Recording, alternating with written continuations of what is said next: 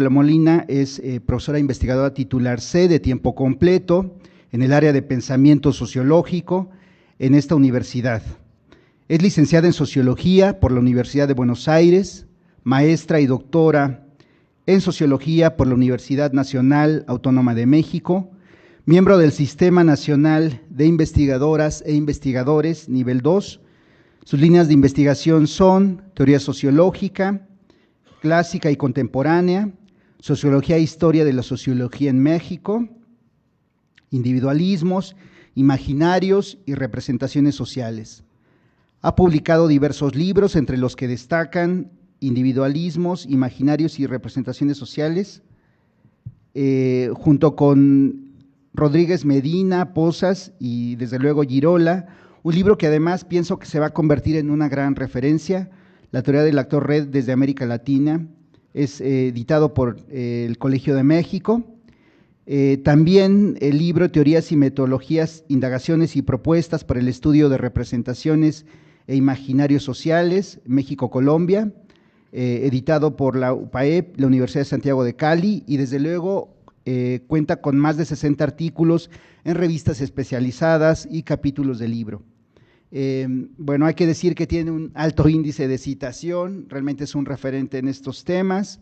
Es miembro del Comité Científico de la Red Iberoamericana de Investigación en Imaginarios y Representaciones Sociales, miembro del Comité Científico del Congreso Latinoamericano de Teoría Social y miembro de la Red Nacional de Investigación en Representaciones Sociales. Y hoy día está con nosotros para impartir esta importante conferencia. Sin más, le doy el uso de la voz y muchas gracias, Lidia, bienvenida. Gracias. ¿Sí se escucha?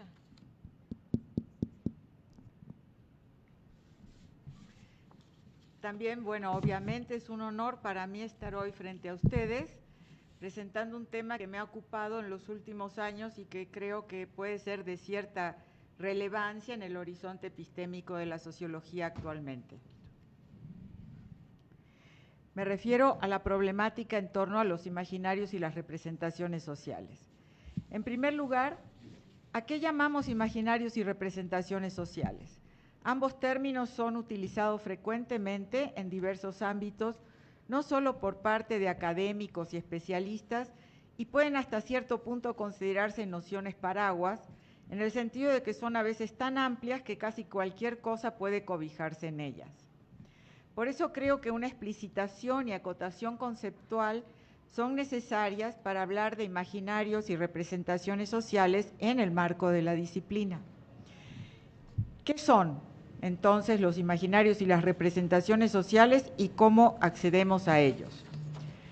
Los imaginarios sociales, así en plural, son esquemas de interpretación de la realidad que los seres humanos hemos ido conformando a través de los múltiples procesos de socialización a los que nos hemos visto expuestos a lo largo de la vida por formar parte de grupos sociales en una sociedad determinada. Son los imaginarios, por lo tanto, construcciones sociales intersubjetivas, no reflexivas, ni fácilmente detectables con respecto a las más variadas dimensiones y objetos del mundo al que pertenecemos. Lo peculiar de los imaginarios es que son construcciones sociales simbólicas dinámicas, cambiantes, fundamentan la visión que diferentes grupos en cada sociedad tienen de su propia vida y de las relaciones sociales y materiales que la conforman. Permiten entender o explicar el mundo en el que vivimos o partes de él que conforman nuestras expectativas y nos dan alicientes para actuar. Reitero entonces que los imaginarios sociales son constructos simbólicos abstractos, mentales, pero no solo mentales, epocales, o sea que dependen, cambian de cada época, que operan como esquemas y marcos de significación de la realidad. Son un cúmulo de conceptos, imágenes mentales, prejuicios e interpretaciones que hacen inteligible el mundo en un momento y lugar determinados y definen la manera de relacionarnos y las expectativas mutuas y con respecto a la sociedad en su conjunto. Pueden ser motores para la acción, legitimadores o contestatarios del orden social vigente. Pueden operar como instrumentos cognitivos frente al mundo, también como utopías en el sentido de plantear un mundo mejor, brindan una identidad común a aquellos que los comparten, son construidos socialmente a través de las prácticas recurrentes de los actores, aunque estos lo hacen de una manera no reflexiva y a la vez construyen la realidad en la que esos actores conviven e interactúan.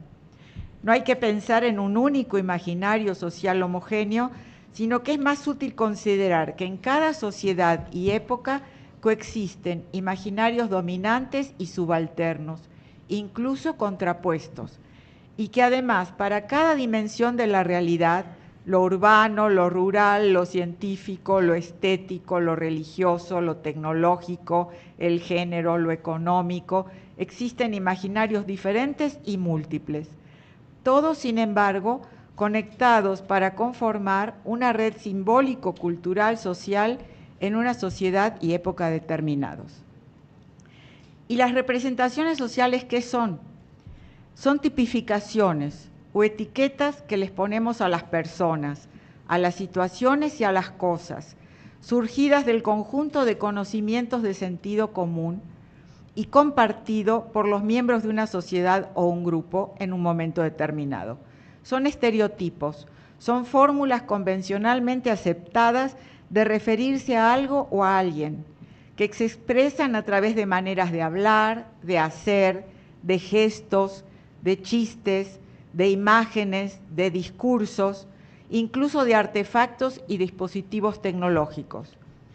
Un dibujo o un discurso, por ejemplo, son eso, un dibujo o palabras dichas, pero a la vez representan lo que en una sociedad y momentos dados se piensa habitualmente sobre una situación, algo o alguien. Las representaciones sociales son formas de conocimiento de sentido común, objetivadas, que se encuentran estrechamente relacionadas con las prácticas cotidianas y la acción social. Son co-construidas entre los sujetos y grupos que comparten un momento histórico y un espacio cultural determinado, y cuyas prácticas recurrentes consolidan una determinada idea y valoración del objeto de representación. A la vez, a través de las representaciones convencionales, se pueden detectar los supuestos subyacentes a esas expresiones o concreciones. Esos supuestos subyacentes o de trasfondo son los imaginarios sociales. Imaginarios y representaciones sociales son estratos ideacionales diferentes, pero complementarios, que sirven para explicar actitudes, afectos y valoraciones que las personas tienen hacia el mundo en el que viven. Por ejemplo, en Occidente, nuestro sistema de escritura latino está hecho para ser utilizado con la mano derecha. Es un ejemplo, una representación del imaginario occidental que privilegia lo diestro frente a lo siniestro, y que la palabra diestro signifique también, en otra acepción, hábil, mientras que siniestro signifique también algo tenebroso o infausto, no es casual. Ser zurdo en una sociedad que privilegia a los que utilizan la mano derecha puede ser algo complicado. No sé si un zurdo intentó abrir una lata con un abridor de latas convencional, es imposible. Hasta no hace mucho, en las escuelas se forzaba a los niños zurdos a escribir con su mano menos apta. Afortunadamente, esa práctica se ha ido desechando, pero muchas de las herramientas y de los artefactos comunes en la vida cotidiana están hechos para ser utilizados con la mano derecha. Vale la pena señalar que las representaciones sociales no son solamente objetivaciones de la dimensión simbólica, sino que están conformadas por la incidencia de una multiplicidad de elementos diversos, materiales y culturales. Y quiero enfatizar, y esto quiero enfatizarlo realmente mucho, porque creo que la separación entre lo simbólico y lo material debe ser revisada. Un dibujo, una imagen cualquiera, un discurso, un mapa, un artefacto con un abridor de latas, son lo que son, o sea, objetos materiales. y son también, al ser interpretados y dotados de significados diversos, representaciones de algo o de alguien, cambiantes según el momento, el lugar y quienes los estén usando. El dibujo de una esvástica, no sé si ya estás ahí, el dibujo de una esvástica es eso, es un dibujo en una hoja de papel o una pared o un trozo de tela o un pergamino. Y su significado es diferente según lo haga o lo mire un niño alemán de 1939 o un niño egipcio de 2500 a.C. o un niño hindú de 1350 después de Cristo. A la vez, por ejemplo, el significado asignado por un niño alemán en 1939 al dibujo de una esvástica no solo representa para él al Partido Nacional Socialista Alemán, los nazis, del cual el dibujo de la esvástica es una representación, sino que puede suponer también ideas acerca del destino de su patria, la pureza de una raza, etc. O sea, imaginarios no reflexivamente asumidos por el niño, sino presentes en su mente, ya sea por educación o por asimilación previas. Y la práctica rutinizada asociada a la contemplación del dibujo puede ser un saludo con el brazo extendido, o si el niño es un alemán judío y la esvástica está pintada en la puerta de su casa, salir corriendo. Por eso sostengo que la dilucidación del significado de una representación está directamente ligada con el aspecto material de la representación y su ubicación espaciotemporal, que debemos tener en cuenta al interpretar su significado en un momento y en un lugar determinados, y que esa dilucidación es lo que nos permite acceder al significado profundo, no reflexivo, socialmente producido, asimilado y compartido, o sea, a los esquemas de interpretación que denominamos imaginarios sociales. El punto de partida de cualquier investigación interesada en estos temas es, por lo general, una identificación y descripción de la representación que siempre es de algo o de alguien. Luego se establecen las conexiones y trayectorias de la representación y de allí pueden inferirse los imaginarios subyacentes. Pero también el investigador o observador puede haber identificado imaginarios relativos a lo que va a observar o está observando, y esto puede orientar su identificación de los signos, concreciones y aspectos de las acciones específicas objeto de su investigación. Podemos decir que la investigación siempre implica un camino de ida y vuelta entre representaciones e imaginarios. Representaciones e imaginarios son co-construidos y se nutren mutuamente. La distinción entre estos dos estratos ideacionales es importante, pero es fundamentalmente analítica, no debieran ser conceptos mutuamente excluyentes en el sentido de que el investigador o investigadora deban elegir entre uno u otro, sino que deberían ser consideradas como complementarias. Creo que es fundamental tener en cuenta la complementariedad de ambas nociones. Claro que el énfasis en una investigación concreta puede estar en imaginarios o en representaciones, pero es una distinción analítica, vuelvo a reiterar, porque es la realidad, en la realidad generalmente van juntos. ¿Por qué es importante estudiar a los imaginarios sociales? Porque por una parte son entidades intersubjetivas que dependen de la comunicación entre humanos y no de las creencias y sentimientos de uno o más individuos humanos. Por otra parte, son capaces de articular múltiples dimensiones de lo real y son producto de múltiples agentes, actores, actantes, y son actantes ellos mismos. Finalmente, porque se transforman en y nutren instituciones como el Estado, la Iglesia, las clases sociales, la ciencia, el dinero, las relaciones amorosas. Y son a la vez instituidos por ellas. También porque alientan corrientes de opinión pública y movimientos sociales. Una pregunta frecuente es si los imaginarios son lo mismo que las mentalidades o las ideologías. Yo creo que no. Las mentalidades pueden ser concebidas en su acepción más común y aceptada como sinónimo o con contenido similar a las cosmovisiones de época, conceptualizaciones e ideaciones comunes a los miembros de una sociedad en un determinado momento de su historia, que definen lo que piensan de su mundo y caracterizan un estilo de vida. Así, por ejemplo, la mentalidad medieval o la mentalidad ilustrada, que comprende el conjunto de los valores y visiones del mundo que caracterizan a una época y son de transformación lenta. Si las mentalidades tienen un carácter holístico, impregnante del conjunto de la sociedad, por ser propias de una época, al menos en su primera acepción, las ideologías se caracterizan por su parcialidad, su relación con intereses de grupo o partido, y al mismo tiempo tienen una conexión explícita con programas de acción. Las personas que las sostienen suelen hacer proselitismo, buscan imponer su visión de la sociedad e incluso pueden recurrir a métodos fraudulentos con tal de lograr sus objetivos. Voy ahora a la segunda parte de mi presentación, donde me pregunto acerca de la capacidad de los imaginarios y las representaciones sociales para influir en lo que hacemos.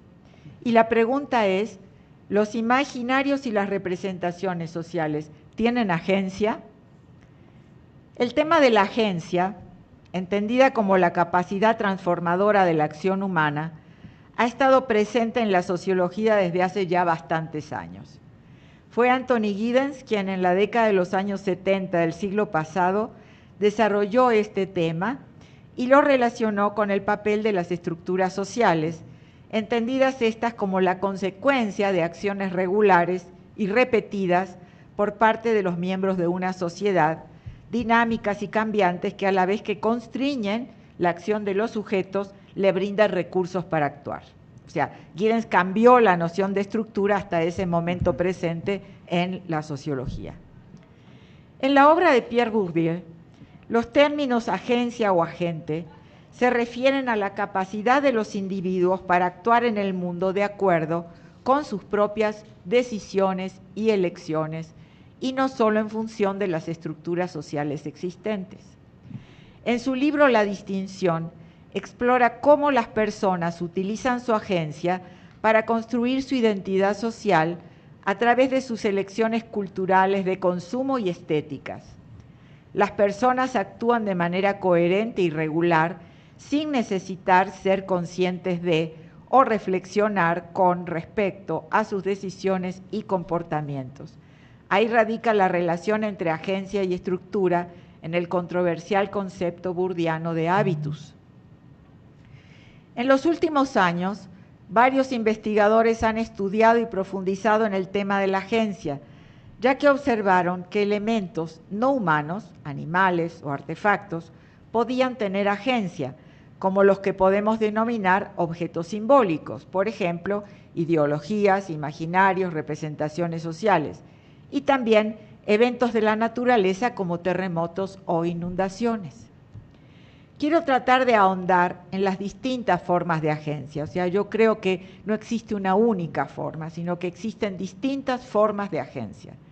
Entendida entonces como la capacidad de incidir, transformar, afectar de distintas maneras la realidad del mundo.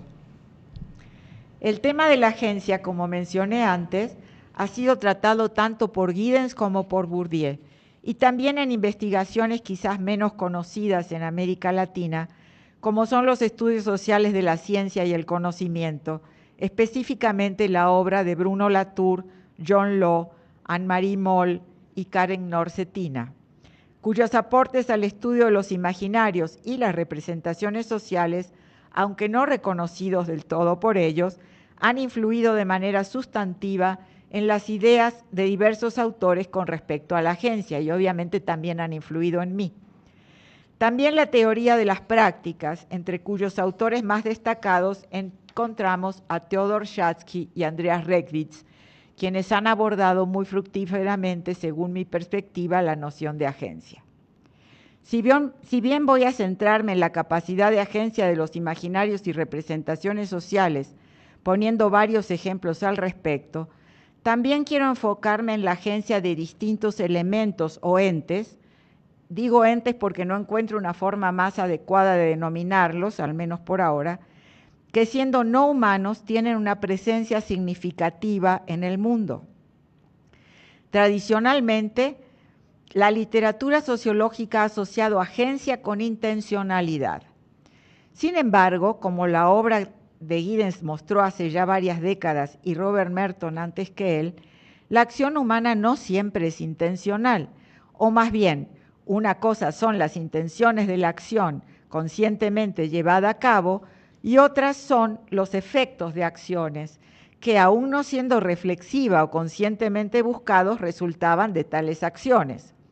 El ejemplo que siempre pongo para mis alumnos de licenciatura es que muchos vienen buscando un título universitario y consiguen pareja. El título, quién sabe. Y otros vienen buscando pareja y consiguen un título universitario y no pareja. De ahí la literatura que se ocupó de estudiar los efectos perversos o no buscados de la acción humana.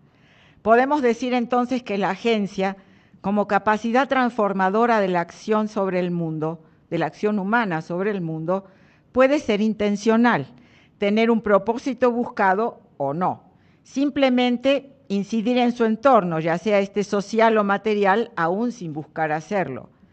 En el ejemplo gidensiano acerca del hombre que se despierta de noche en su casa porque escucha un ruido, enciende la luz y con eso espanta al ladrón, que a su vez huye y es atropellado por un autobús. Lo pusiste ya. ¿Dónde está la agencia? ¿Qué tipo de agencia es? Obviamente, el hombre que se despierta y enciende la luz está actuando. No tiene el propósito de que el ladrón se asuste, huya y muera, pero ese es el resultado de su acción. El ladrón también está actuando, pero si ni uno ni otro tiene su intención morirse o la muerte. El chofer del autobús está actuando, pero no tiene la intención de atropellar a nadie. Podemos hablar entonces de una agencia no intencional que logra resultados inesperados, no deseados por los agentes participantes en el curso de la acción.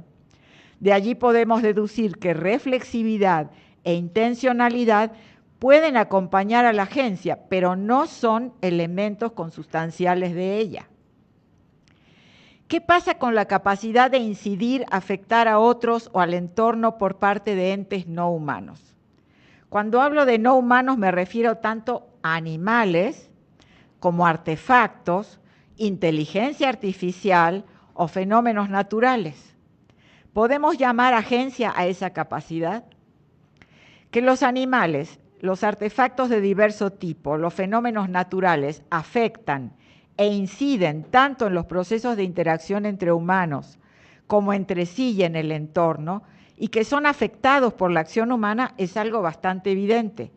Esto no quiere decir que a esos entes les atribuyamos propósitos, voluntad, intencionalidad o reflexividad, que son características plausiblemente presentes en algún grado en la acción humana, y mucho menos que les atribuyamos vida, salvo a los animales o a las plantas. Por ejemplo, nadie duda del gran impacto en nuestras vidas del virus del COVID-19. Decimos por economía expresiva que el virus quiere reproducirse, que nos ataca, que nos contagia sin importarle si el portador humano es un joven como ustedes o una viejecita como yo, que pueden morir al ser infectados. Pero en realidad los virus no se reproducen, no quieren nada, solo se replican. No hay voluntad, al menos que sepamos, por parte del virus de hacer o no hacer otra cosa que replicarse. Y aunque cambie, mute y surjan nuevas cepas, y los mecanismos de tales cambios y transformaciones no estén claros todavía, al menos para el común de las gentes, esas mutaciones no implican una intencionalidad asesina del mentado virus. Que incide, que ha transformado nuestras vidas y nuestro entorno es clarísimo. ¿Es posible entonces hablar de agencia en el caso del virus? ¿O debemos restringir el uso del término agencia exclusivamente a los humanos? ¿Cómo deberíamos llamar entonces a la capacidad transformadora de entes no humanos?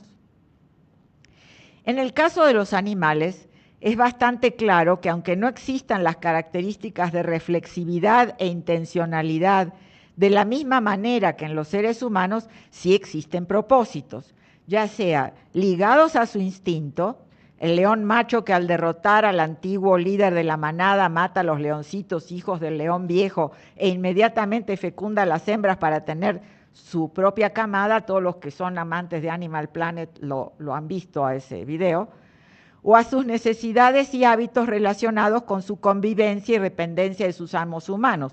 Los perros que llevan la correa al humano con el que viven para indicarle que quieren o necesitan salir a pasear. Es una agencia con propósito, con intencionalidad, pero sin reflexividad. O sea, sabemos o creemos algunos que los animales piensan, pero cómo piensan todavía no está claro. ¿Qué sucede con los fenómenos naturales? Un terremoto, una inundación, un huracán, un deslizamiento de tierra, modifican el paisaje, transforman el entorno e incluso pueden afectar seriamente las vidas humanas. ¿Podemos hablar de agencia en esos casos? Agencia sin seres humanos como agentes transformadores, al menos inicialmente, porque la incidencia de huracanes, por ejemplo, puede tener una causa remota en el calentamiento global ocasionados por la depredación humana. Pregunto, ¿hablamos de agencia solo cuando los seres humanos son los agentes o podemos hablar de agencia solo cuando la incidencia se ejerce sobre humanos o podemos hablar de agencia cuando hay transformación, sea esta del tipo que sea? Más ejemplos. La inteligencia artificial está trastocando la forma de recabar información, incluso de escribir artículos científicos o trabajos de los estudiantes para aprobar una materia. La operación de artefactos domésticos, la forma de realizar operaciones en quirófano, etc. ¿Eso puede llamarse agencia o no? Ahora bien, si desarmamos la relación tradicional entre capacidad de transformación e intencionalidad, nos queda entonces una agencia intencional propia de humanos y una agencia no intencional, pero que logra transformar y que puede ser de humanos o de no humanos. Si desarmamos la relación entre capacidad de transformación y reflexividad, entonces nos queda una forma de agencia, no la única, que es propia de humanos, asumiendo que solo humanos son reflexivos y de ningún ser o ente más. Lo mismo, si pensamos que la agencia requiere de propósitos, que para el caso es similar a la intencionalidad, tanto humanos como animales pueden tener o no tener propósitos. Pero si hay propósitos, entonces es agencia de humanos o animales. Parece trabalenguas, ¿no? Pero bueno. Agencia como capacidad transformadora de la acción, y aquí habría que definir qué entendemos por acción, cosa no fácil. Quitándolo de acción humana, entonces los artefactos y los eventos de la naturaleza pueden tener agencia sin intencionalidad, sin propósitos, sin reflexividad, pero sí con capacidad de incidencia, incluso causal, aunque esto habría que profundizarlo más. ¿Y qué sucede con los imaginarios y las representaciones sociales? Obviamente tienen capacidad de incidir en el desarrollo de las interacciones de los humanos entre sí y con la naturaleza, y con los artefactos tecnológicos. Según sean en nuestra cultura los imaginarios sobre las mujeres y las representaciones que se tengan acerca de ellas, es cómo se las va a tratar. Si los imaginarios de género prevalecientes en nuestra cultura sostienen que las mujeres no son buenas para las matemáticas y las ciencias en general, que son por definición incapaces y que mejor se dediquen a las labores domésticas, como muchos de los insultos a las mujeres en el tráfico, no sé a ustedes, pero a mí me lo han dicho, vete a lavar los trastes, o la discriminación en cuanto al empleo, pueden observarse en algunos ambientes, entonces el trato cotidiano va a verse afectado por esos imaginarios de género. Las representaciones e imaginarios acerca del lugar hacia el que orientan su migración inciden fuertemente en las expectativas y las emociones de las gentes que deciden abandonar sus lugares de origen.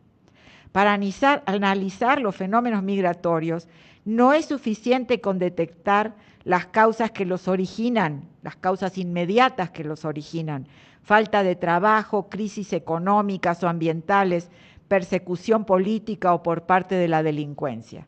También es necesario dimensionar el papel de las representaciones e imaginarios que motivan a las gentes a viajar. Esto se puede observar no solo en los migrantes del África subsahariana hacia Europa, o en los que afrontan los riesgos en sus trayectos desde América Central, pasando por México hacia su destino soñado, imaginado, representado en los Estados Unidos.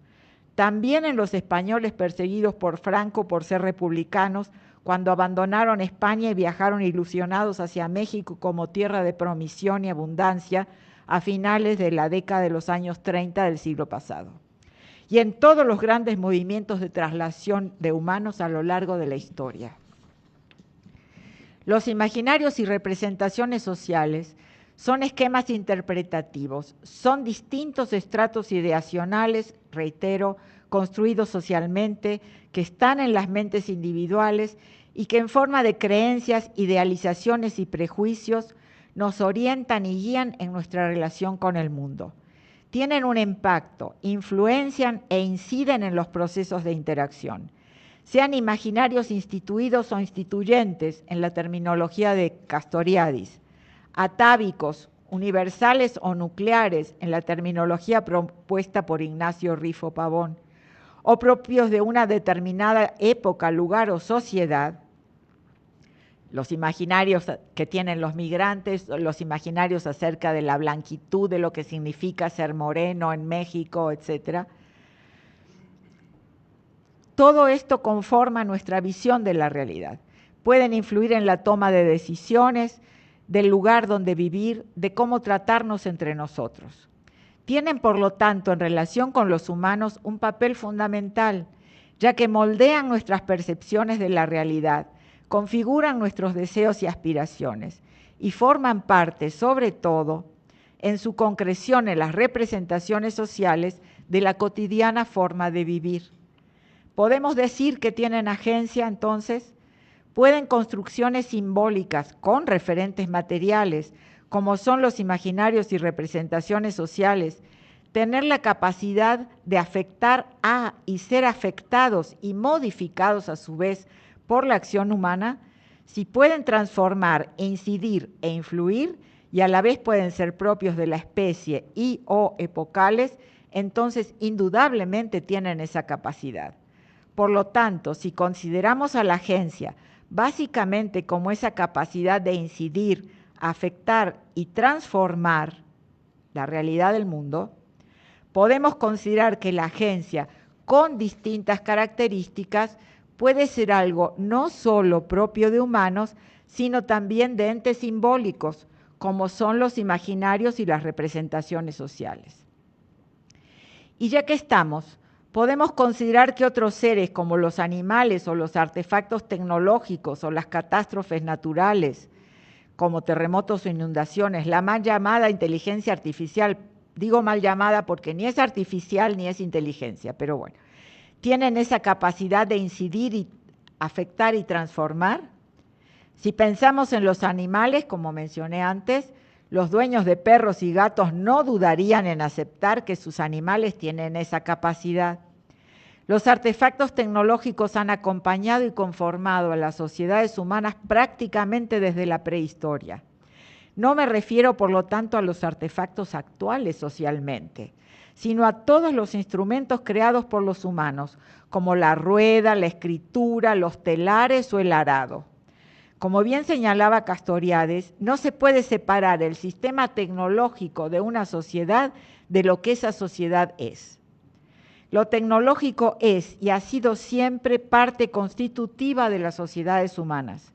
La dependencia humana de los artefactos tecnológicos no ha hecho sino aumentar con el paso del tiempo. Claro, los artefactos, los conocimientos y las instituciones e intereses alrededor de lo tecnológico han incidido profundamente en la forma de vida de los humanos, de tal manera que es imposible para nosotros actualmente pensar en no contar con un teléfono celular móvil, No tener un aparato con el que hacernos un café por las mañanas, sea lo que sea, ¿no? Una cafetera francesa, un jarrito de peltre, un jarrito de aluminio, lo que sea. O no tener un medio para trasladarnos a nuestros trabajos. Bicicleta, automóvil, autobús, metro, patineta, lo que quieran. Nuestra dependencia de lo tecnológico es casi total y universal, incluso para tribus aisladas del Amazonas que dependen de sus arcos y flechas y de sus conocimientos ancestrales acerca de cómo usarlos y de sus prácticas medicinales con plantas y ungüentos transmitidas por la tradición oral, por ejemplo. Daniel Cabrera habla de la materialidad de la cultura, refiriéndose, entre otras cosas, a los instrumentos y artefactos propios de cada sociedad y época que condicionan e inciden en la vida de los grupos humanos y además influyen, modifican y transforman el entorno. ¿Y qué decir de las catástrofes naturales? Modifican e inciden no solo en el paisaje natural, sino en las vidas de pobladores, tránsito de especies, fauna y flora. Pueden forzar desplazamientos masivos, escasez de agua y alimentos, migraciones y violencia. Obviamente no tienen propósitos, intencionalidades ni reflexividad, pero causan cambios inmensos en su entorno. ¿Tienen agencia o no? La inteligencia artificial, ya sea la que alimenta y se alimenta en las redes sociales o en el chat GPT, con el que se pueden escribir desde artículos científicos, no originales, pero con fuentes verificables, hasta poemas, por lo general por ahora bastante cursis, pero que por la inmensa capacidad de procesamiento de datos con los que cuenta, pueden llegar a resolver problemas en muchísimo menos tiempo que una o varias mentes inteligentes humanas. Para los que les interesan estos temas, las últimas obras, por ejemplo, de Benjamin Labatut como Maniac, muestra cómo una computadora de ultimísima generación, inteligencia artificial de ultimísima generación, logra ganar no solo al ajedrez, sino incluso al campeón mundial de Go, que es un juego bastante más complicado, un juego oriental bastante más complicado que el ajedrez, y la máquina, no quiero calificar a la máquina logra ganarle, ¿no? Entonces, la inteligencia artificial puede incidir, puede transformar, puede afectar, es afectada por el tipo de lenguaje con el que trabaja y por el tipo de datos que se le introduzcan. Claro, los datos se los introduce un programador humano, pero de cualquier manera, en la actualidad, muchas de estas máquinas pueden tener una cosa que no me animo a llamar pensamiento, pero por ahí va. Si una máquina nutrida con datos y usando un procedimiento lógico, un lenguaje específico con el que se la ha alimentado, puede llegar a tomar decisiones por sí misma, entre comillas, me niego por ahora a pensar que puede pensar por sí misma, ¿la máquina tiene agencia? En la inicial definición guidensiana, agencia significa capacidad transformadora de la acción humana. Sin embargo, mi propuesta es que retomemos el significado de la palabra acción que aparece en los diccionarios, el de la RAE, por ejemplo. Acción es una palabra que indica que una persona, un animal o una cosa material o inmaterial está haciendo algo, está actuando de manera voluntaria o involuntaria, de pensamiento, palabra u obra, lo que normalmente implica movimiento o cambio de estado de la situación y afecta o influye en una persona, animal o cosa. O efecto que causa un agente sobre algo. En ninguna de las dos definiciones se circunscribe o limita la acción a un agente humano. De hecho, los ejemplos que se proponen son la acción de la erosión sobre las piedras o la acción de un fármaco. La erosión causada por un agente natural o el efecto de la epidemia de opiáceos, sobre todo el fentanilo en la población de Estados Unidos, donde se unen las acciones de los narcotraficantes con la acción-efecto de las drogas en sí, son claras muestras de que la acción puede ser producto de agentes naturales o de la combinación de los agentes humanos y naturales o artificiales, pero en todos los casos, la agencia puede estar centrada en un solo factor o ser ejercida por una red o combinaciones de agentes o actantes de diverso tipo. Si también quisiéramos hablar de la capacidad de una persona en tanto actor, agente o actante de incidir, afectar y ser afectada, entonces también tendríamos que aclarar que tener la capacidad no se refiere a la voluntad, la intencionalidad o el poder actuar, sino tan solo a la posibilidad de una acción, de que una acción ejerza un poder de transformación.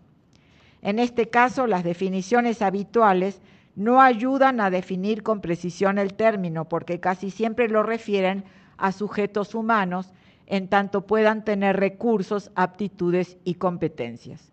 Pero creo que pensar a la capacidad transformadora solo como atributo humano es incorrecto, porque como espero haber mostrado con los ejemplos que antes puse, entes no humanos, en tanto agentes, tienen la capacidad, sea del tipo que sea, intencional, no intencional, reflexiva, no reflexiva, instintiva, meteorológica, geológica, biológica, etcétera, en el sentido de constituir una causa eficiente de generar cambios y transformaciones.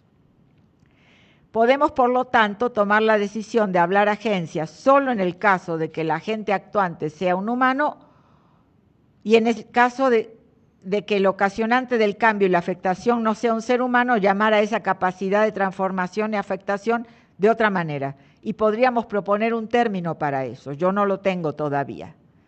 O podemos hablar de distintas formas de agencia, de seres humanos y o no humanos indistintamente, y quedarnos con el término agencia para referirnos a la capacidad de todos esos seres o entes de incidir, transformar y afectar la realidad del mundo. A todos esos seres con capacidad de agencia los podemos llamar agentes o actantes en la terminología de la teoría del actor red.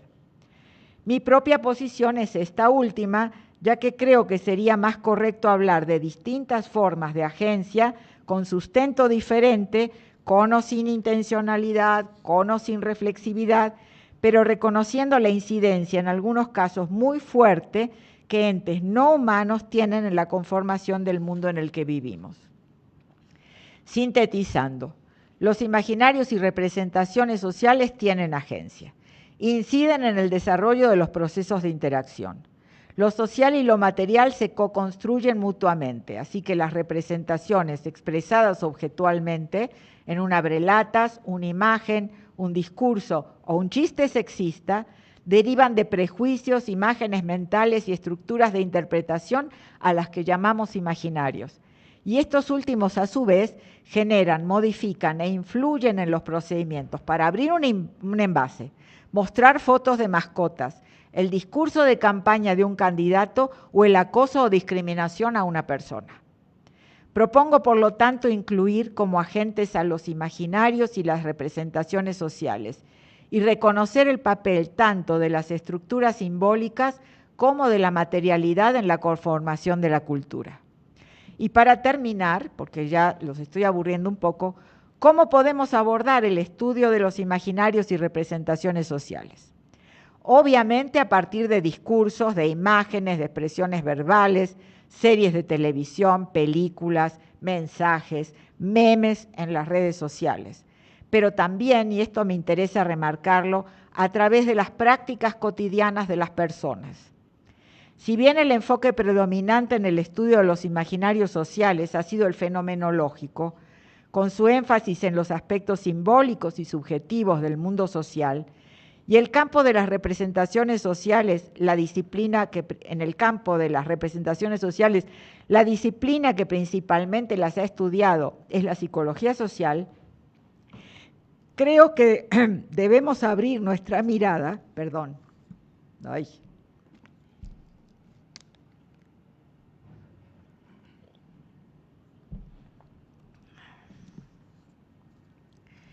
debemos abrir nuestra mirada a ciertas perspectivas teóricas actuales que permitirían enriquecer no solo nuestra perspectiva, sino brindar elementos para la metodología de nuestras investigaciones. He escrito sobre una de ellas, la teoría del actor red, en reiteradas ocasiones, tanto en artículos como en el libro que ya se mencionó, que salió en 2022. Ahora quiero enfatizar el papel que otra de esas teorías puede tener para trabajar con imaginarios y representaciones sociales. Me refiero a la teoría de las prácticas. Andreas Reckwitz dice que una práctica social es una actividad encuerpada, o sea, llevada adelante por cuerpos-mentes que se desarrolla junto con una forma socialmente estandarizada de interpretar, comprender, conocer. Implica, por lo tanto, formas de hacer, de hablar y de pensar, organizadas de manera típica, que incluyen sobre todo conocimientos prácticos, normas y estructuras afectivas. Las prácticas sociales suponen tipificaciones en el sentido que le da el término Alfred Schutz, y eso es lo que hace que las personas puedan interpretar, comprender y manejarse en el mundo. Reckwitz señala que las prácticas sociales son rutinas de movimiento corporal, de entendimiento y de querer, de usar cosas, interconectados en una práctica. Y agrega, y aquí debo agradecer a Juan Ferrari, aquí presente, que me dio un artículo magnífico escrito por él, que no sé si ya se publicó, Juan, o está por publicarse. Ah, bueno. Reckwitz dice, una práctica es un tipo rutinizado de conducta que consiste en varios elementos interconectados unos con otros. Formas de actividades corporales, formas de actividades mentales, cosas y sus usos, un conocimiento de respaldo en forma de entendimiento, know-how, estados de emoción y conocimiento motivacional. Una práctica social es entonces un conjunto de actividades, comportamientos, gestos, realizados habitualmente de manera rutinaria, siguiendo patrones de movimiento, reglas acerca de cómo hacer las cosas que involucran al cuerpo, las maneras de comer y de cocinar, de celebrar una boda formal, de asistir a una conferencia como esta o a un concierto. Todos ustedes se sentaron allá, nadie se subió para aquí, ¿verdad? Yo no me senté allá, me senté aquí, tengo un micrófono, les hablo, me miran, se aburren, etcétera. Son prácticas habituales. Son prácticas rutinizadas que implican ideas e imágenes acerca de cómo deben hacerse las cosas, o sea, de cómo en una sociedad, grupo y épocas determinados se considera apropiado hacerlas. Por lo tanto, involucran representaciones e imaginarios, esquemas cognitivos e interpretativos aprendidos y aprehendidos socialmente acerca de lo que es correcto y lo que no es. Haceres y decires que pueden ser conceptualizados solo como competencias o habilidades mentales o secuencias de signos, sino que son actividades, además son actividades regulares del cuerpo. Estas son necesariamente acompañadas por formas típicas de entendimiento y conocimiento que existen principalmente cuando se manifiestan en el comportamiento corporal. La teoría de las prácticas avanza un poco más allá de la perspectiva fenomenológica, que plantea que los actos mentales de cada conciencia subjetiva dotan de significado a los objetos, agentes humanos, objetos no vivos, entidades abstractas, al referirse a ellos intencionalmente. Para la sociología fenomenológica, lo que importa son los sistemas de significados concebidos como tipificaciones, como etiquetas que uno le pone a las cosas, empleados por la conciencia para ordenar los objetos de una cierta manera, cuya matriz es el acervo común de significados de cada sociedad y época, y que los hacen aparecer como reales para el sujeto. Según Schutz, los objetos materiales son interpretados como productos de sistemas de tipificación que los ordenan y los anclan según categorías de tiempo y espacio. De alguna manera, esto lleva a suponer que las categorías mentales son la fuente del orden social, pero nos llevaría a una especie de mentalismo subjetivista, ya que además supone la distinción asimétrica entre sujeto y objeto, un sujeto cognoscente y manipulador y objetos a ser conocidos y manipulados por el sujeto. Esto lo dice Reckwitz. La fenomenología de raigambre heideggeriana y husserliana, trasladada a la sociología de Alfred Schutz, contribuyó enormemente a la comprensión del mundo de la vida cotidiana, Al plantear la idea de la existencia de lo prediscursivo, el mundo es siempre un mundo preexistente y preinterpretado para cada ser humano que viene al mundo. Y al postular que no solo las entidades sociales y culturales, sino también las entidades materiales, obtienen su significado y significancia a través de esquemas interpretativos construidos socialmente y cambiantes a lo largo del tiempo. Pero su falencia ha sido pensar que la acción humana puede reducirse a la intersubjetividad, que el orden social es el producto de órdenes simbólicos y que el cambio social es sinónimo de cambio en los códigos culturales. La teoría de las prácticas propone concebir a lo material y a lo social como íntimamente ligados y co-construidos. Las actividades humanas con las cosas no son un epifenómeno nada más. El cambio social implica, para esta teoría, tomar en cuenta los cambios en los artefactos y el mundo material en general, al par que los significados simbólicos que asignamos al mundo y las acciones y prácticas recurrentes. Si uno ve cómo cocina nuestras abuelas, puede entender qué es lo que se representa a ella de que es un buen mole.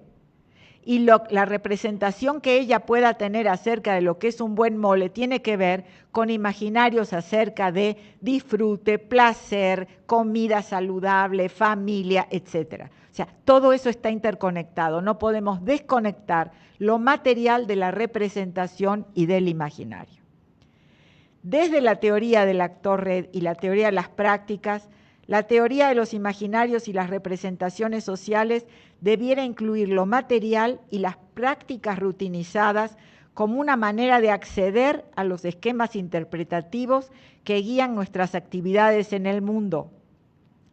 Debiera considerar las redes heterogéneas y cambiantes en las cuales dichas prácticas y todos los procesos sociales se producen, y por lo tanto modificar radicalmente la habitual concepción acerca del contexto.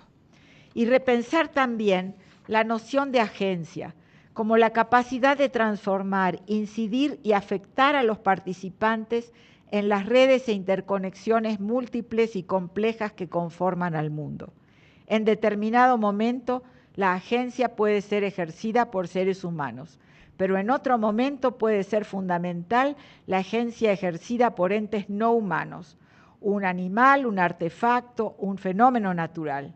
La intencionalidad, entendida en términos de Husserl, como la capacidad de enfocar la atención en un objeto o ente sobre el cual se ejerce la agencia, es típicamente humana, ya sea reflexiva o no, pero la capacidad de transformar, incidir y afectar puede ser de cualquier actante, e incluso del conjunto de elementos de una red, no de uno solo aislado. De allí que se pueda pensar en distintas formas de agencia, no solo de seres humanos. La posibilidad de articular diferentes enfoques teóricos para el estudio de los imaginarios y representaciones sociales redundaría, sin riesgo de inconmensurabilidades, en una visión enriquecida, ampliada y complejizada de nuestro objeto de estudio. Les agradezco infinitamente su paciencia para escucharme.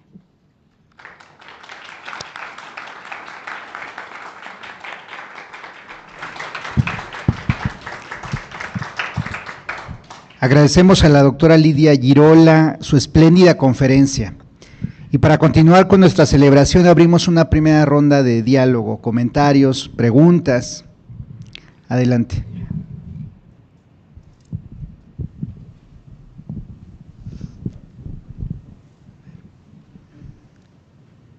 Acá.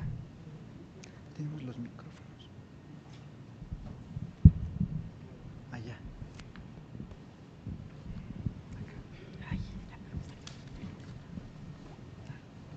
A ver acá.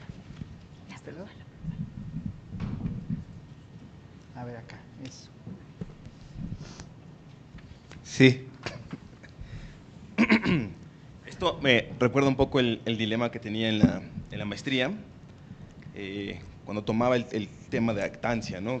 Con Latour, porque una queja constante era esta idea de que la actancia por sí misma de la dimensión material siempre tiene por sí un repositorio simbólico, por tanto solo es encausadora de la acción social, no per se una capacidad actancial de la dimensión no humana.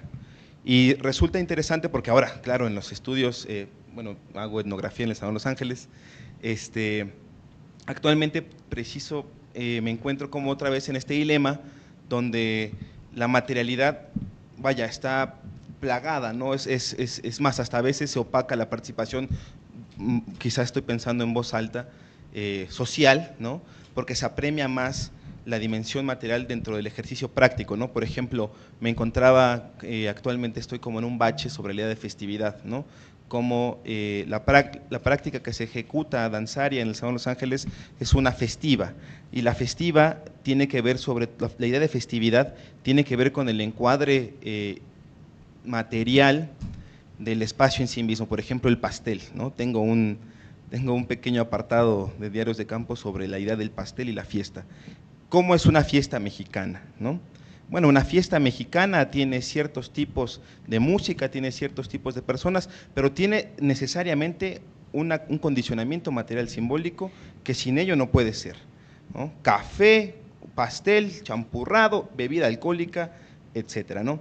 Entonces, esto me sonaba, me ha hecho más, me ha volado la cabeza, como siempre, es un placer escucharla, y sobre todo, la pregunta va como en esta idea de tratar de brincar el bache, ¿no? ¿Cómo pasamos esta noción de que la actancia de las entidades no humanas solamente es encausadora de la agencia humana, o pensar más bien que la actancia sigue siendo un nivel desinteresado de capacidad no reflexiva, ¿no? Pero que al final de cuentas tiene que tener un proceso de traducción, ¿no? Me refiero, por ejemplo, a esta idea de tanto de Latour como de Salles, ¿no? Donde lo no humano necesita forzosamente un modelo de traducción, alguien que interprete o algunos que interpreten esa función. ¿Cómo brincamos el bache, de la idea de interpretación a la concepción de la actancia por sí misma de la dimensión material? ¿Sí? Sí, gracias. En el texto de Disonancias y Resonancias nos dice que el individualismo es polisémico. Entonces, bueno, un poco cronológicamente vemos el texto de Lukács del individualismo, nos habla del individualismo abstracto, que es de carácter económico, político, así sucesivamente. Pero, por ejemplo, va avanzando el tiempo y la noción de individualismo también va cambiando la forma en que se aborda. No es lo mismo el individuo en Marcuse que en Beck. Entonces, ¿qué tanto la noción de individualismo que hemos construido en la disciplina con el paso del tiempo podría obedecer más bien a una representación social? Allá atrás. Eso.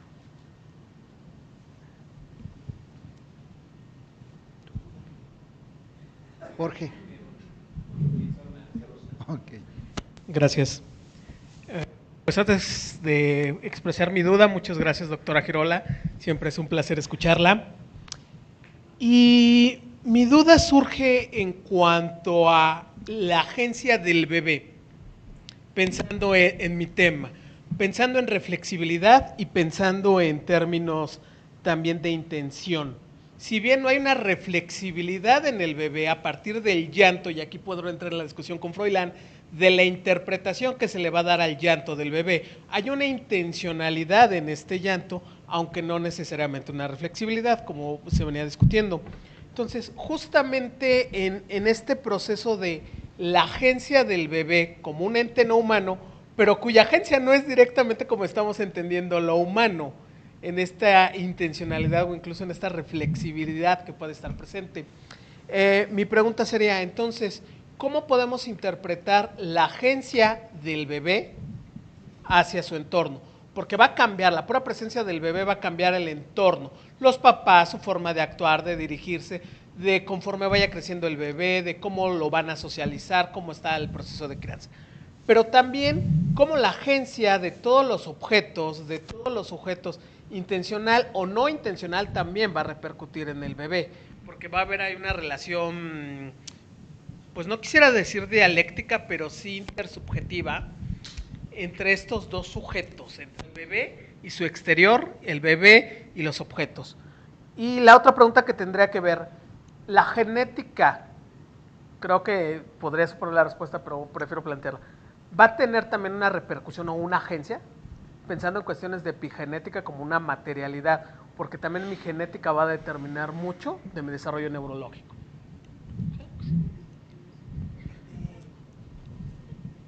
Gracias. Recogemos otra pregunta, comentario.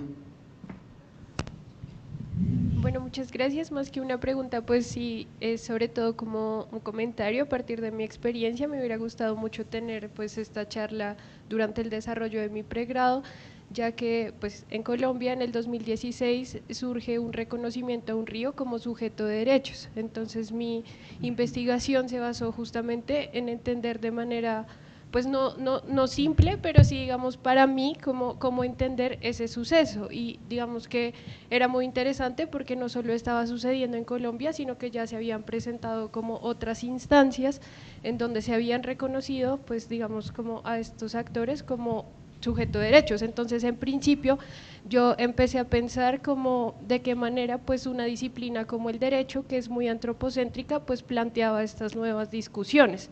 Para eso, en efecto, pues se designaron a unos representantes del río como para tomar esa vocería que, digamos, va un poco en concordancia con lo que el compañero planteaba de cómo, digamos, igual se sigue necesitando como de otros actores, en este caso humanos, para hablar justamente de esa agencia. Y sí, digamos, no tengo una pregunta, pero sí, durante toda mi experiencia en campo, creo que las prácticas de la gente sí me hablaron de esa agencia. Entonces me parece, digamos, como muy interesante ese relacionamiento que se da ahí, como esa interlocución igual entre la gente, sus prácticas y los otros actores, para tratar de esbozar cómo entender pues esa agencia de estos actores no humanos. Era más que nada eso.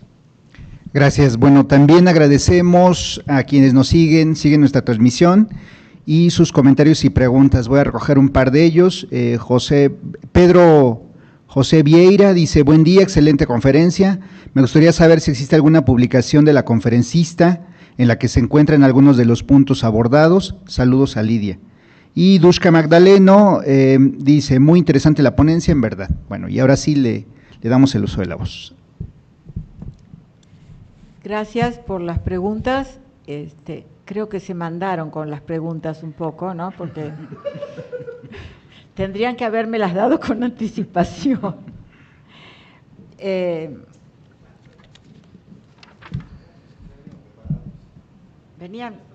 Venían ya, ¿no?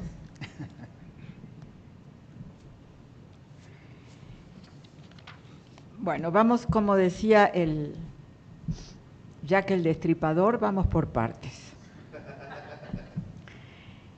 Sí es cierto que lo material requiere, para entrar como parte del discurso o de las políticas públicas o de lo que sea, de una cierta interpretación humana como un filtro, ¿no? Pero también tienen un peso propio, por eso es que yo me pregunto si les podemos llamar agentes o no. O sea, la pregunta está en el campo, ¿sí? Voy a ligar esto con lo que plantea la compañera. Hay estudios dentro de la red de investigación iberoamericana sobre imaginarios y representaciones sociales, hay estudios sobre el tema de el imaginario de los ríos o las representaciones de los ríos en la incidencia que tienen estas representaciones del papel del río o los problemas ecológicos que surgen a través de que el río perdió cauce o que el río se muy explotado o que el río se secó o que el río se desvió. Todo esto, todas estas representaciones, imaginarios acerca de lo que es el río tienen que ver con las políticas públicas, y la materialidad del río en sí influye, porque el río se seca o se desvía o se pudre o lo que sea, y esto incide en lo que la gente va a hacer o cómo la gente va a vivir. Entonces yo creo que, por eso decía en mi conferencia que lo material y lo simbólico están estrechamente relacionados. Sí es cierto, y hay trabajos también al respecto, hay un trabajo muy interesante de Carolina Peláez, de la UAM Xochimilco, sobre el tema de los pescadores, no recuerdo si es en Sinaloa, ¿no? Pescadores en Sinaloa, y todo el problema de la pesca de camarón. El problema de la pesca de camarón, claro, ¿quiénes son los actantes ahí? Yo no hablaría de sujetos, yo hablaría de actantes, o sea, agentes. Los camarones, si son sobreexplotados, desaparecen, entonces los pescadores no pueden pescar, se mueren de hambre, lo que sea. Pero los camarones no hablan por sí mismos, entonces necesitan un intérprete humano, ¿no? Alguien que hable en representación de los camarones y los intereses de los pescadores de camarón al mismo tiempo, ¿no? Es cierto, muchas veces la capacidad de transformación de lo material o la capacidad de incidir de lo material está íntimamente relacionada, yo no sé si decir depende, pero estaría íntimamente relacionada con la interpretación que los humanos hacen de esa acción, transformación, incidencia o como se la quiera llamar, ¿no? Tenemos el caso de los incendios forestales en México. Los incendios forestales son terribles, o sea, sufrimos el humo, el calor, desaparecen hectáreas y hectáreas de bosques y de cultivos y demás. Pero por otro lado, son fertilizantes. O sea, cuando el incendio se apaga, esa ceniza es fertilizante. Pero es fertilizante porque nos interesa cultivar esos terrenos, o sea, la relación entre lo material y lo humano, entre todo, por eso Latour habla de que el mundo es un conjunto de redes, de procesos en red. Los humanos no estamos separados de lo material y lo material no está separado de lo humano. Lo simbólico no está separado de lo material, ¿no? Todo está interrelacionado. Si tú quieres estudiar el problema de un río y de cómo ese río es tratado en las políticas públicas, ya sea como sujeto de derechos o como depósito de cosas podridas, si tú quieres trabajar eso, tienes que trabajar lo humano, lo material y lo simbólico al mismo tiempo. Es una red donde hay múltiples actores humanos y múltiples actantes materiales y de conocimientos y de prácticas y de conjunto de leyes y demás, ¿no? Una colega de Argentina, Andrea Marina Datri, ha estudiado el problema del río Atuel en La Pampa, que tiene que ver con esto que tú estás planteando. El río Atuel está en disputa entre dos provincias, allá en Argentina se llaman provincias, no estados, está en disputa, se cambian el curso, el río a veces tiene agua, a veces no tiene agua, es un problema político, de vida cotidiana, de derechos, bueno, ¿quién es el actante ahí? Pues todos, es una red, no es solo el río, no es solo los humanos, no son solo los abogados, no son solo los políticos, no son solo los pobladores que viven al lado del río y que son inundados o que no tienen agua para vivir. O sea, es una red, todo está interconectado, lo cual complica enormemente la tarea del sociólogo, pero enriquece enormemente la posibilidad de interpretación, ¿no? Tiene que ver con lo que planteaba Froilán. Obviamente, tú ya has estudiado mucho de la materialidad en tu objeto de estudio, o sea, para los que van, les comento, es entretenidísimo leer la tesis de maestría, la de doctorado está en curso, la de maestría de Froilán, porque además es sobre algo muy típicamente chilango, que es el Salón Los Ángeles. El Salón Los Ángeles, donde la gente va a bailar, y va a bailar determinados ritmos, pero no solamente va a bailar vestido de determinada manera, determinados bailes, con determinado comportamiento corporal, y entonces ahí está todo ligado. Está ligado la importancia simbólica del baile, la importancia simbólica de la ropa, pero la ropa en sí, el lugar en sí, la música, el relajo, las orquestas, la bebida, todo está íntimamente relacionado. Y claro, ahí el gran intérprete con mayúsculas es el sociólogo Froilán, que va y trata de ligar todo eso, ¿no? Pero está todo ligado. Y claro, hace falta un intérprete humano. El chamaco que va a casa de su abuelita a comer el mole, y el mole de abuelita, que es absolutamente delicioso, está interpretando ese acto de comer. No es solo el mole, no es solo la abuelita, es todo el amor que la abuelita puso en hacer el mole, que en lugar de comprarlo doña María estuvo 3 días moliendo los chiles. Es todo, ¿no? Son los platos que pone, es con quién comes, todo está ligado, ¿no? Entonces, yo creo que sí, claro, la interpretación de lo que significa y de la incidencia es humana, pero la cosa en sí, digamos, la materialidad, tiene un papel propio.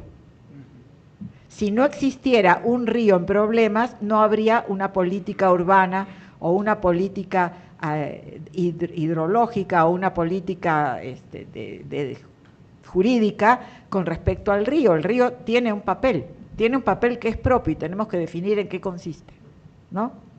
No sé si con esto más o menos aclaro comienzo la discusión acerca de 2 cuestiones. Me voy a la agencia del bebé. Yo creo que ahí, en lo que dijiste, había una pequeña confusión.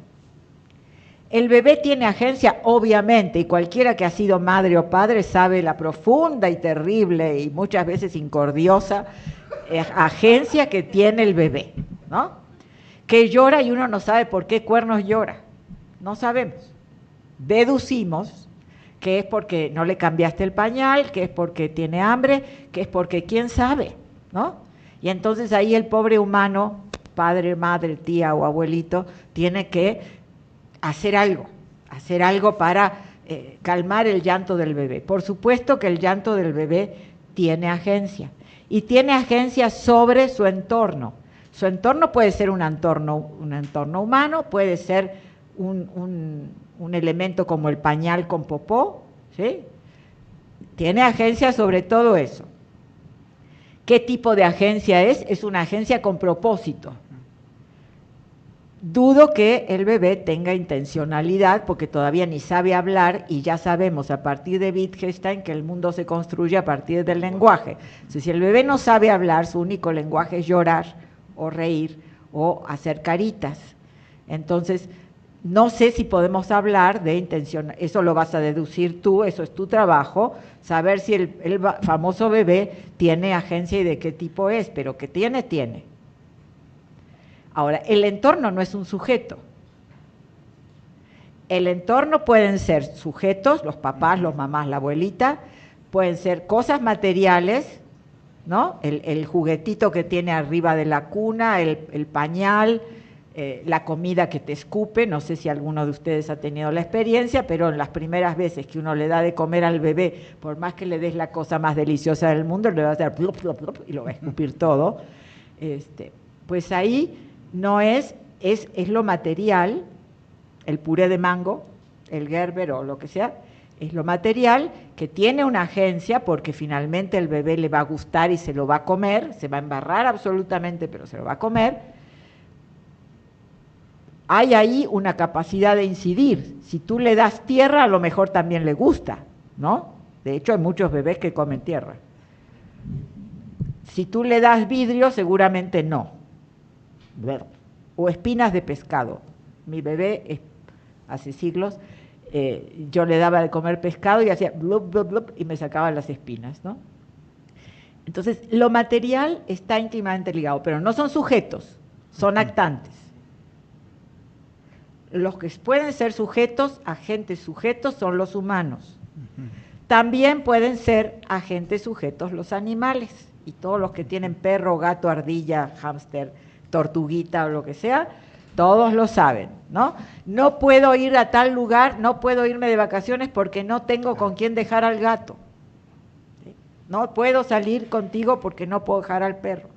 Pues tienen una agencia, una incidencia fundamental en la vida de los amantes de los animales.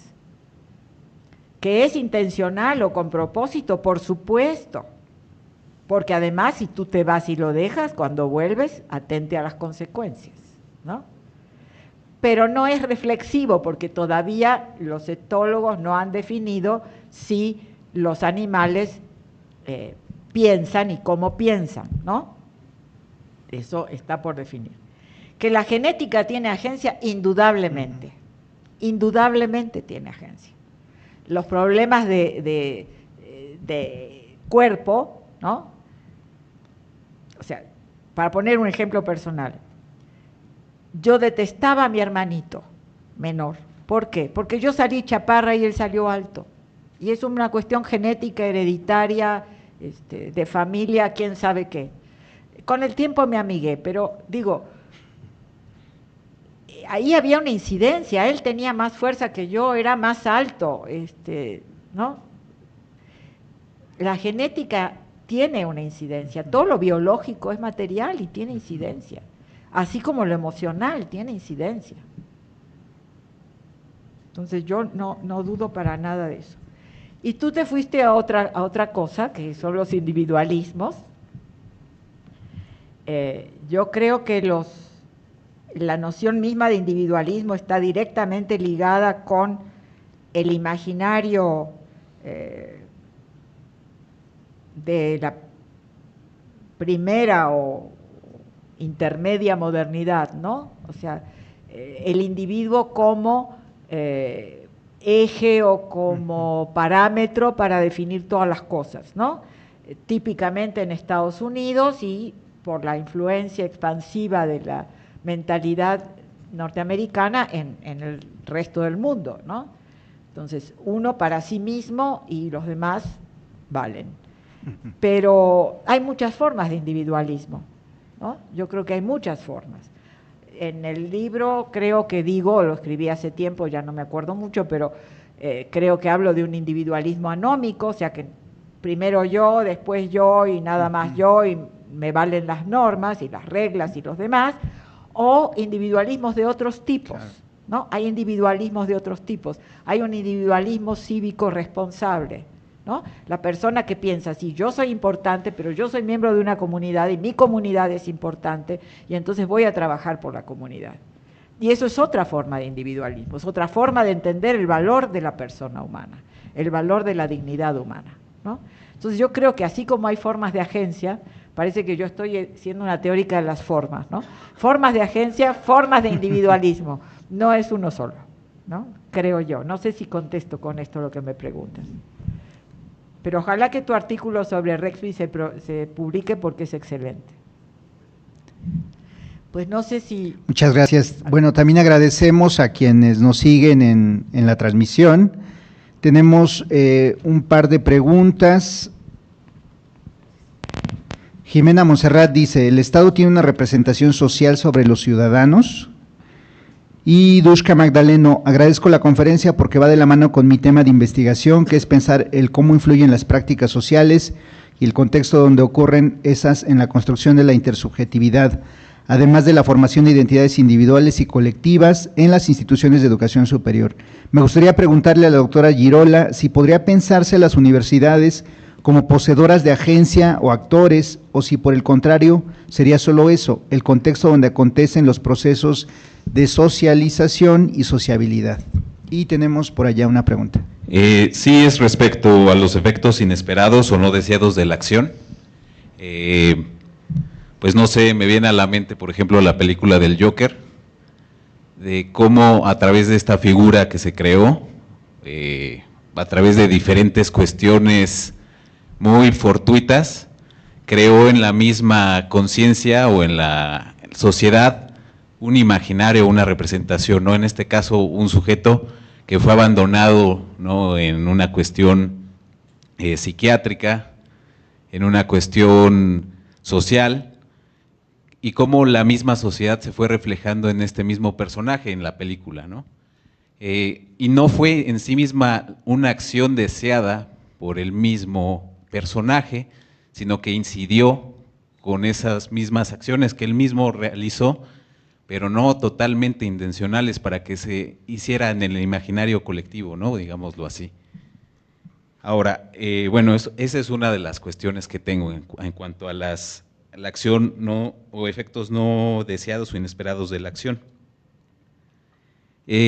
También me viene a la mente cuestiones como imaginarios o representaciones sociales sobre la riqueza. Por ejemplo, lo que yo estoy estudiando en las empresas multinivel es que, por ejemplo, cuando un líder o cuando un coach pasa y habla de piensa en abundancia, piensa que eres rico, piensa que tú vas a tener más, cómo se tiene ciertos imaginarios sobre la riqueza, sobre la pobreza, ciertas representaciones de lo que se es rico, de cómo se es rico y cómo se es pobre, ¿no? Entonces, eso también media la forma en la que se relacionan ellos, ¿no? Y una última pregunta que tendría respecto a lo mismo que decía acerca de los bebés es, sí tienen mucha capacidad de agencia. Ahora, ¿esa capacidad de agencia se va limitando conforme se va socializando al individuo? Es decir, puede que tengas toda esa capacidad de agencia cuando eres un bebé que no tienes esa reflexividad o esa intencionalidad totalmente consciente, pero cuando se empieza a socializar más y más a la persona o al individuo, esa capacidad de agencia se va constriñendo, limitando. Serían esas tres cuestiones. Está muy complicado, Jorge. Yo creo que la capacidad de agencia la tenemos todos los humanos a lo largo de nuestra vida. Que podamos realmente transformar o incidir va a depender de los demás, o de nuestro entorno, o de las cosas, ¿no? Pero esa capacidad es propiamente de todos los entes del mundo, tienen la capacidad de incidir. Ahora, que los demás se dejen ser incididos es otro problema, ¿no? Por eso digo, afectar y ser afectado, incidir y ser incidido. Claro, cuando el niño ya puede hablar, entonces los padres respiran, porque ya entienden que está llorando o molesto porque le duele la panza y no porque voló la mosca, ¿no? Se entiende. Entonces, la agencia va cambiando en cuanto a lo que es capaz de hacer, en cuanto a lo que es a quiénes es capaz de incidir o afectar, cómo se va a procesar esa agencia. Eso va cambiando, pero que disminuya, sí, claro, pensando, por ejemplo, en los esclavos, su capacidad de agencia está muy constreñida. Y ahí, sí, claro, evidentemente, la sociedad esclavista limitaba notoriamente la posibilidad de que un esclavo, aun siendo humano, tuviera una vida propia, por supuesto, pero es la sociedad la que lo limita. El esclavo, si lo dejan libre, la tendría, pero es la sociedad la que lo limita, ¿no? Es la sociedad la que nos limita ahora para que, si no tenemos una cierta situación económica, no podamos estudiar. Entonces, la capacidad de estudiar, la capacidad de aprender la tenemos todos. Claro, algunos serán más capaces o más inteligentes en una cosa y otros en otra, pero la capacidad la tenemos todos. Pero ahí sí entra el tema social. Tu sociedad es una sociedad que permite que tú desarrolles tus capacidades de agencia o no. ¿Sí? Entonces yo lo vería nuevamente en red. O sea, no es el individuo solo el que es capaz de transformar el mundo. El individuo puede transformar el mundo según la red en donde esté, la época en donde esté, la sociedad en la que esté, ¿no? Y los efectos no deseados, por supuesto, la sociología se dedica en gran medida a estudiar los efectos no deseados de los procesos, ¿no? Teóricamente, nuestras elecciones del 2 de junio son un ejemplo de la democracia. En la realidad, las cosas están súper sucias, ¿no? Seas del bando que seas, están súper sucias. Entonces, una cosa es lo que se pretende o lo que se quiere hacer y de la definición de los procesos, en teoría, y otra cosa es la realidad, cómo van jugando los distintos actores, ¿no? Y en las elecciones, lo mismo que en cualquier política pública, lo mismo que en cualquier actividad humana, lo material es fundamental. ¿Tienes lana para la propaganda o no la tienes? ¿Tienes lana para viajar o no la tienes? ¿No? Entonces, y eso no depende del candidato o candidata, eso depende del partido y cómo el partido decidió apoyar o no la candidatura de la persona. Entonces ahí hay una interrelación y eso va a tener un efecto, ¿no? Si una candidata o un candidato no tiene suficiente dinero como para hacer propaganda, viajar, hacer proselitismo y demás, eso va a tener un efecto. Y ese efecto quizás no es el buscado por el candidato, a lo mejor sí es buscado por el partido donde hay alguien que le está jugando en contra. Es muy complicado. Pero bueno, nosotros estudiamos sociología no porque fuera fácil, ¿no? Sino porque era interesante. ¿Sí?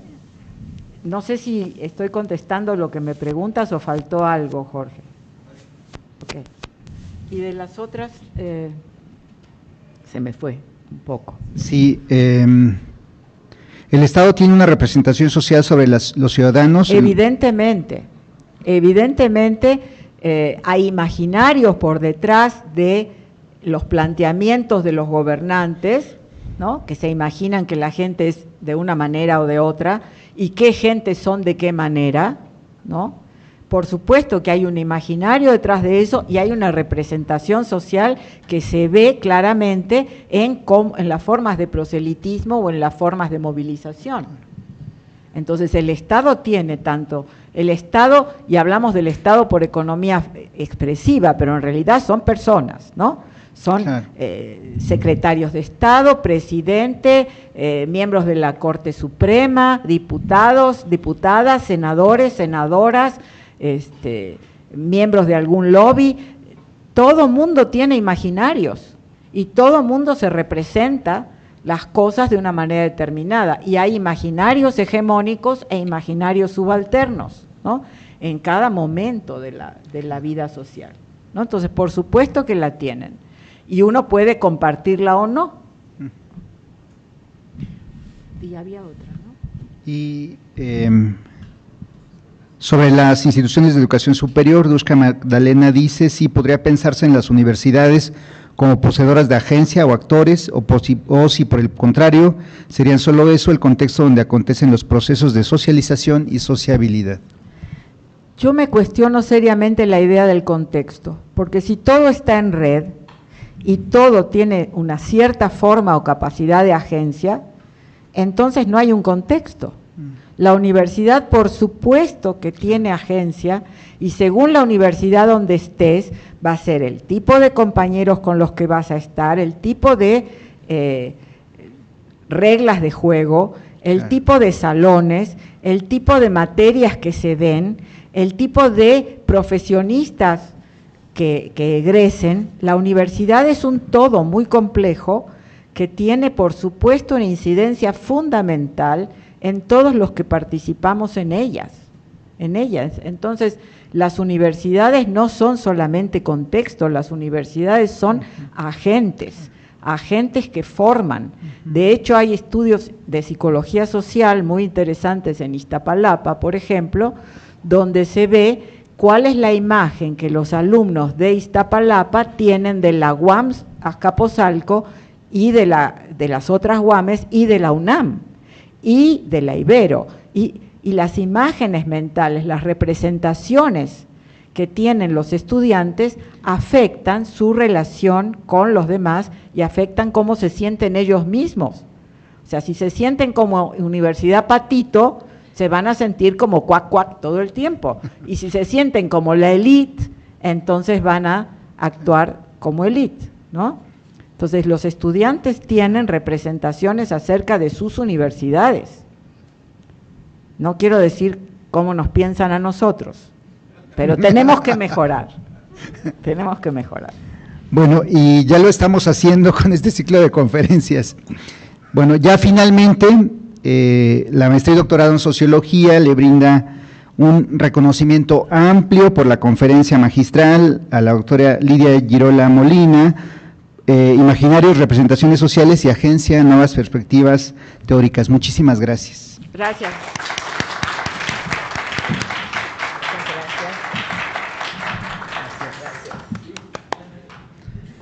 Bueno, finalmente les invitamos a continuar consultando nuestra página de redes sociales para seguir con la conmemoración y el festejo de nuestro 20 aniversario. Muchas gracias a todas y todos y a quienes nos siguen en la transmisión en línea. Agradecemos su participación. Gracias.